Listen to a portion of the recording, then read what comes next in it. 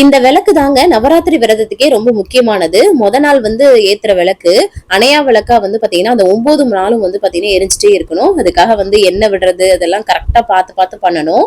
எங்க வீட்ல வந்து என்னோட ஹஸ்பண்ட் மட்டும் தான் வந்து பாத்தீங்கன்னா நவராத்திரி விரதம் வந்து இருக்காங்க. நாங்க எல்லாமே நார்மலா வெஜிடேரியனா சாப்பிடுறோம். அவர் வந்து பாத்தீங்கன்னா நவராத்திரிக்காக அந்த நவராத்திரி விரதம் எப்படின்னா, காலைல இருந்து ஃப்ரூட்ஸ் சாப்பிடுறது, அப்புறம் இந்த நிலக்கடலை, பாதாம் வந்து ரோஸ்ட் பண்ணி சாப்பிடுறது, அதுக்கப்புறம் மக்கானாவை ரோஸ்ட் பண்ணி சாப்பிடுறது, இதெல்லாமே அளவா தான் எடுத்துப்பாங்க. தண்ணி நிறைய குடிக்கிறது.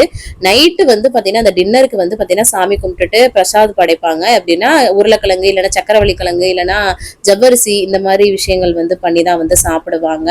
ஸோ இது வந்து ஒரு கடுமையான விரதம் தாங்க. நான் வந்து ஃபர்ஸ்ட் டைம் வந்து இங்க வந்து தான் வந்து பார்த்தேன் நானு. ஸோ அதான்.